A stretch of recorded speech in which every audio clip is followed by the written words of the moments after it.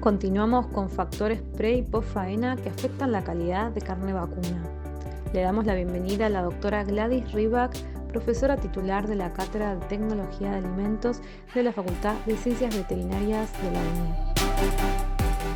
Buenos días nuevamente, es un placer estar con ustedes. Quiero agradecer a Red Alimentaria por la invitación para participar de esta segunda jornada de Ciencia y Tecnología aplicada en carne bovina. Voy a referirme a factores pre y post faenas que afectan la calidad de carne. Mi nombre es Gladys Rybak, soy profesora titular de la Cátedra de Tecnología de los Alimentos de la Facultad de Ciencias Veterinarias de la Universidad Nacional del Nordeste. Cuando hablamos de calidad, nos referimos al conjunto de propiedades y características de un producto que satisfacen las necesidades o expectativas del cliente o el consumidor.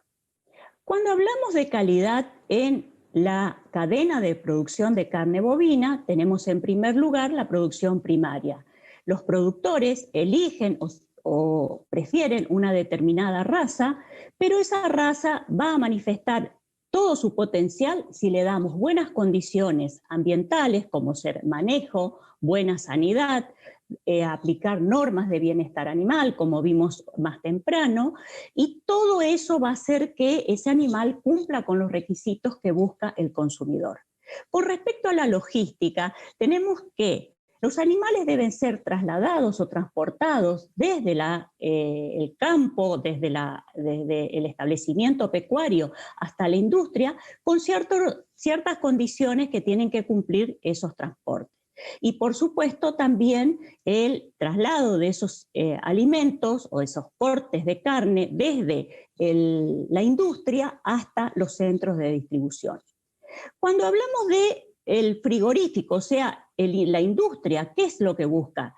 El mejor rendimiento, una buena conformación y una buena terminación, que vamos a hablar un poquito más adelante. Y por supuesto el consumidor. ¿Qué es lo que busca el consumidor? Que en primer lugar se ha determinado que el consumidor selecciona o elige un corte de carne en primer lugar por el color, porque es lo primero que puede ver. Pero también a ese consumidor le interesa pagar un precio acorde al producto que está comprando, también le interesa que tenga versatilidad culinaria y por supuesto que cumplir con ciertos atributos como ser especialmente la terneza y otros más que vamos a ver también un poquito más adelante. ¿Podemos en la producción primaria obtener datos de calidad con el animal en pie? No siempre es posible, porque generalmente nosotros recién vamos a obtener datos de la calidad de ese producto original teniendo la canal o la carne. Existen actualmente una serie de herramientas para poder predecir la calidad de res y de carne, como ser, por ejemplo, el uso de ultrasonido o la ecografía para predecir la calidad de carne. Así hay una serie de determinaciones que se hacen con el animal en pie, como ser el área de ojo de bife, el espesor de grasa dorsal, el espesor de grasa de cadera y también la grasa intramuscular. Así entonces nosotros podemos ver que cuando a través de la ecografía determinamos el área de ojo de bife, el espesor de grasa dorsal y el espesor de grasa de cadera, nos va a dar una idea de lo que es el rendimiento industrial y la tipificación. Y cuando se evalúa la grasa intramuscular, ya que estos aparatos, este instrumental, tiene un programa específico para determinar el porcentaje de grasa intramuscular, lo que nosotros conocemos como marbling o marmoreo, directamente podemos predecir la calidad de carne. Así nosotros sabemos que a mayor área de ojo de bife y menor espesor de grasa dorsal, vamos a tener un mayor rendimiento de cortes comerciales. También es posible sacar lo que nosotros conocemos como índice de muscularidad, que es haciendo una relación entre el área de ojo de bife y el peso vivo. Entonces nosotros podemos decir que un animal que tenga más de 0,15 de índice de muscularidad seguramente va a tener buen rendimiento de cortes comerciales. ¿Cuáles son los aspectos industriales que tienen que ver con la calidad? Tenemos en primer lugar el descanso de los animales en corrales. ¿Por qué es importante este descanso? Porque nosotros necesitamos recuperar el glucógeno. El glucógeno va a ser importante para el descenso de pH y el descenso de pH va a ser una vez más importante para definir que esa carne va a ser blanda, va a tener un pH apropiado también para evitar el crecimiento bacteriano. O sea que nosotros tenemos que pensar con un descanso mínimo de 4, 6 u 8 horas en los corrales. También el método de insensibilización, que es también el método de aturdimiento, como se denomina en otros países. Nosotros en nuestro país tenemos varios métodos autorizados, como ser la electronarcosis o el método de la conmoción a través del martillo neumático o la pistola de bala cautiva o Kaschnocker. Cualquiera de ellos son muy buenos, pero si no se usan convenientemente, ese animal va a sufrir un gran estrés y por supuesto que no se van a llevar a cabo los procesos de transformación de músculo en carne correctamente.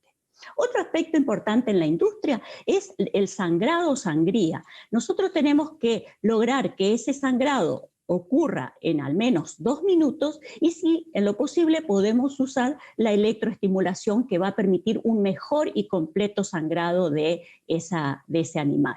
Y por supuesto el manejo de frío, que es fundamental también en la industria, ya que no podemos enviar a cámara frigorífica una media res que todavía está caliente, porque lo que vamos a lograr es el acortamiento por frío. Además, la humedad tiene que ser lo convenientemente apropiada para evitar lo que nosotros conocemos como el quemado por frío. Entonces, estos son los aspectos más importantes que tiene la industria para poder definir luego la calidad de res y de carne. Cuando nos referimos concretamente a la calidad de res, la industria le interesa un buen rendimiento de faena, una buena tipificación, que no existan contusiones. Es importante que haya un buen descenso de pH, que haya una buena temperatura superficial y profunda y por supuesto que nos va a interesar también el color del músculo y de la carne.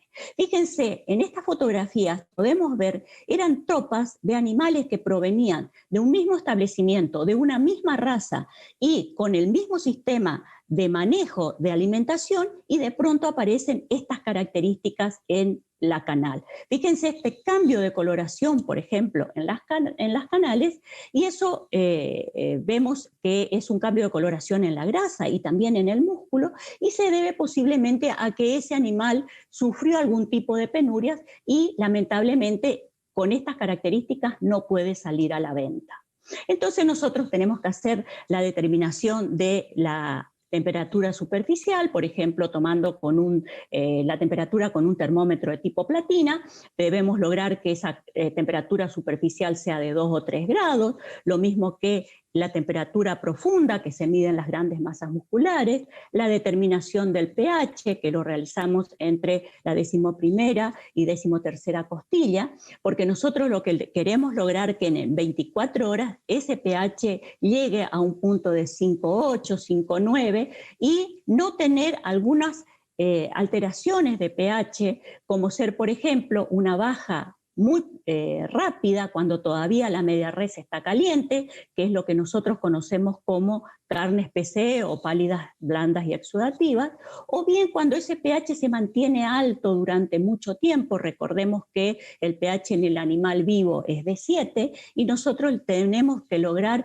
un pH de 5,7, 5,8, 5,9 al cabo de 24 horas. Si ese pH se mantiene durante mucho tiempo elevado, nos van a dar las carnes secas, oscuras y duras, y también es un defecto que tenemos que evitar de tener cuando llega al consumidor. Eso es todo a nivel de la industria. ¿Qué pasa cuando nosotros vamos a analizar la carne ya en el laboratorio o también en la despostada? Fíjense en las fotos que podemos ver que es el mismo caso, como les explicaba, que son animales que provienen de un mismo establecimiento, de una misma raza, con todo un sistema de manejo exactamente igual, y vemos cómo el color del músculo es diferente en 3 cortes de 3 animales diferentes. Entonces vemos que el músculo cambia su coloración aún proviniendo del mismo establecimiento y con las mismas condiciones de producción. Lo mismo el color de la grasa. En la misma tropa se ven colores diferentes de la grasa y eso se debe seguramente a algún estresor que pudo haber tenido algún efecto sobre los animales en la producción primaria. Nosotros, ¿qué vamos a evaluar con respecto a los atributos de carne? Vamos a evaluar el color, a nosotros lo que nos interesa es la luminosidad o el brillo de la carne, y también que el color rojo sea cereza brillante para que esos atraiga a la vista del consumidor. También nos interesa la terneza o suavidad, el pH, la capacidad de retención de agua y las pérdidas por cocción. Estos dos últimos atributos son muy importantes, sobre todo actualmente sabemos que muchas veces los animales alimentados a feedlot tienen una mayor pérdida de agua en el momento de la cocción, sobre todo teniendo en cuenta si lo vamos a cocinar, por ejemplo, al grill, al horno o a la parrilla. Entonces son condiciones que nosotros vamos a evaluarlos en el laboratorio. Cuando vamos a evaluar el color, hay numerosas técnicas, puede ser por refractometría, puede ser por colorimetría, puede ser el método Cielab, el método Hunter. Bueno, hay una serie de metodología que se puede utilizar para determinar este color, que es lo que le interesa al consumidor.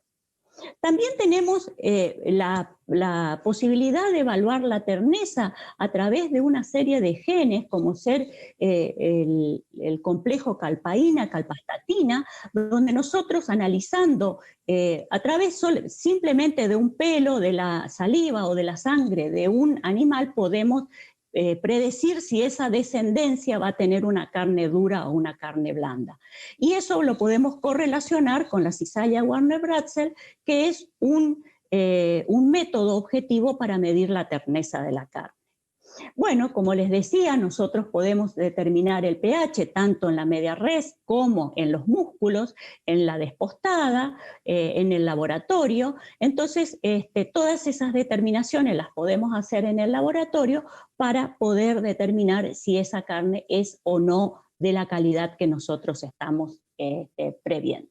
Bueno, esto es cómo se analiza la capacidad de retención de agua en el laboratorio. Bueno, esto es todo lo que tengo para decirle. Ahora vamos en la mesa redonda seguramente a evacuar algunas otras preguntas que puedan tener. Les agradezco la atención y nos vemos ahora en la mesa redonda. Muchas gracias.